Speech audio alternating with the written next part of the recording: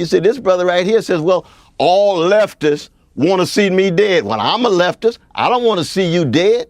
I'm a Christian. You called Trump's administration a neo-fascist movement, you lunatic. You people have gone out You're of your way. absolutely right. You have gone out of your way. Let me make the to case. do everything Let me possible make to the cultivate case. this. Let me make the case. Oh, yeah, Will you just allow made me to your speak, case. brother? Come You just on, man. made your Come on. case. No, you haven't made the case. If you think I've made the case, then you're not interested in dialogue. You just said this brother over here said this. You're very, very different than Brother Charlie, man. You're very different than Charlie, though, man.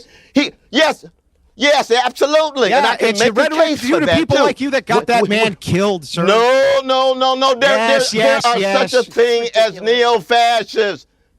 But Piers, why you have a brother on who's not going to allow nobody to speak, man? There it is. The exact second the mask slips, Cornell West, professional leftist philosopher, sits there claiming, I'm a Christian.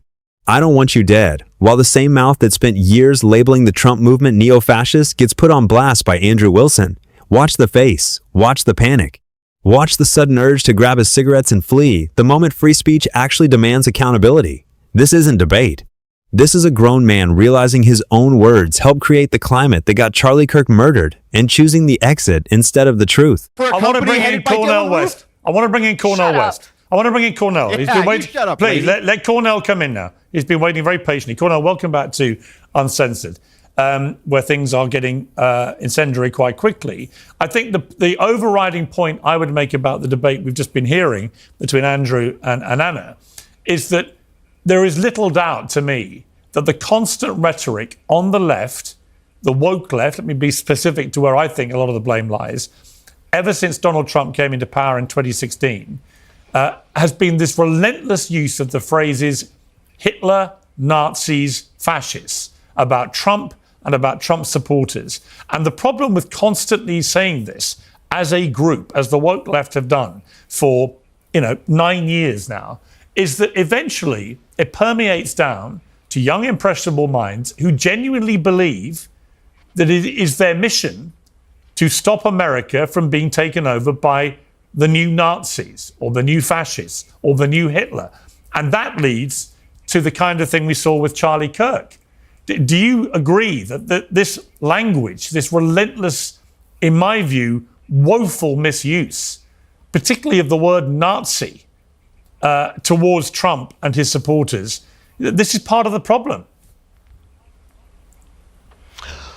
Well, I think part of the deeper problem, though, Brother Piers, is that the organized greed and weaponized hatred and routinized indifference toward the vulnerable has come together in such a way that it has eroded the sources of character formation, so that integrity, honesty, decency, and self-critical sensibilities of individuals and groups is more and more disappearing.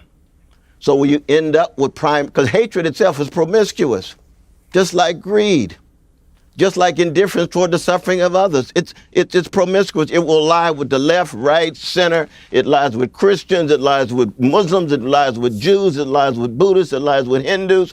And human beings were so wretched in the first place. If we don't undergo some kind of spiritual and moral cultivation, we end up falling back on greed and hatred and indifference. And I mean, the American empire at this moment is one in which the lethal combination of the hatred and the greed and the indifference generates very much the exchange that we just saw. You see, this brother right here says, well, all leftists want to see me dead. Well, I'm a leftist. I don't want to see you dead. I'm a Christian. You called Trump's administration a neo-fascist movement, you lunatic. You people have gone out You're of your way. absolutely right. You have gone out of your way. Let me make the to case. Do everything Let me possible make to the cultivate case. this. Let me make the case. Oh, yeah, Will you allow made me to your speak, case. brother? Come on, man. Come on. No, you haven't made the case. If you think I've made the case, then you're not interested in dialogue. You just said this brother over here said this. You're very, very different than Brother Charlie, man. You're very different than Charlie, though, man.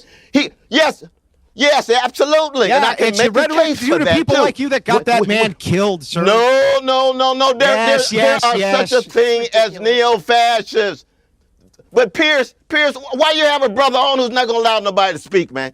We just wasting time. If all you're interested in is making your money, and you bring this brother on it, and nobody can say a word, and we can't even mourn Brother Charlie. Andrew Wilson did what almost nobody on these panels has the spine to do. He refused the soft, sanctimonious middle. While Cornell West floated off into abstract lectures about organized greed and weaponized hatred and promiscuous evil that somehow lives equally on every side, Wilson cut straight to the bone.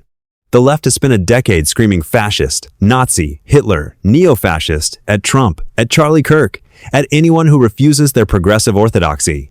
That language does not stay academic. It sinks into young, angry, online minds until one of them loads a rifle and writes fascist on the bullet casings. West's response? Not a single honest concession. Not, maybe the rhetoric went too far. Instead, he tries to pivot into spiritual platitudes, and then, the second Wilson quotes West's own past language back at him, the entire performance collapses. Suddenly, the great defender of dialogue cannot tolerate dialogue. Suddenly, the man who loves to lecture about character and integrity is lighting a cigarette and muttering about making money. That is not moral high ground. That is a man who got caught and chose flight over fight. Wilson stayed locked on the point that matters. There is no symmetry. The body count, the prison sentences, the assassination attempts, the open celebrations of Charlie Kirk's murder are not evenly distributed. One side has spent years normalizing the idea that their opponents are existential threats who must be stopped by any means. The other side is still trying to have the argument. When you call that out and the other guy walks, the argument is over. Wilson won the second, West stood up. Passing, I had dialogues with Brother Charlie. This brother's going to say, oh, this kumbaya and so forth. No, Charlie was made in the image of a loving and mighty God. I believe that. I say my prayers for Sister Erica and the kids because this brother wants to trash my Christian sensibility. And look at him laughing now. It's a joke, man. Pierce, it's not worth it. The is dialogue Charlie is not Kirk worth it. part of the neo-fascist movement? Not with this brother. Is he part of your neo-fascist movement? Not with this brother. Yeah. When Charlie himself says that he is against Civil Rights Act, does that make him a proponent of Jim Crow? When he calls Martin Luther King Jr. an awful human being and a scumbag? I'm critical of that. I am critical of that. You're absolutely right, Brother Wilson. You're absolutely right. But if all you're going to do is be arrogant, you're arrogant just like the so-called leftists you're talking about. But Piers, you making your money, brother. Go on and make your money, man. It's all about making. Not worth it. Cornell, this brother it's all about here making is money. part of the problem. This other brother who has a deep connection to Charlie, he's willing to at least listen. But this brother's not willing to listen. Cornell, can you sit down? I would like you to remain part of the debate. This is ridiculous. This is ridiculous. He's smoking his cigarettes with his arrogant self. Come on, man. We don't have enough dialogue at all. Surely you're not going to walk out in a debate about dialogue. Go on and make your money, man. Right. Well, there's a kind of farcical to quit a debate where we're literally debating about the importance of free speech and being able to listen to each other's opinions, which seems to me completely insane. Anyway, we've lost Cornell West for now. Maybe we'll get him back. Look at the aftermath. Piers is left sitting there calling it farcical, and he's right. You cannot preach the sacred importance of free speech and then bolt the second someone holds you to your own record. Cornell West did not leave because Andrew Wilson was rude. He left because the mirror got held up and the reflection was ugly.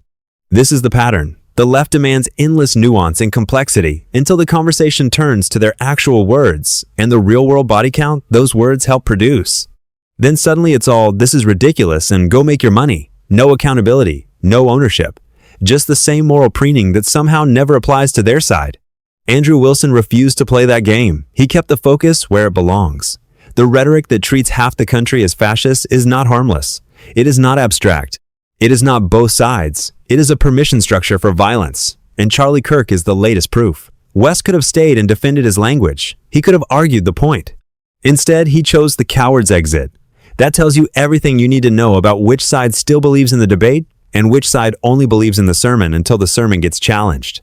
Wilson held the line. West folded. The clip does not lie.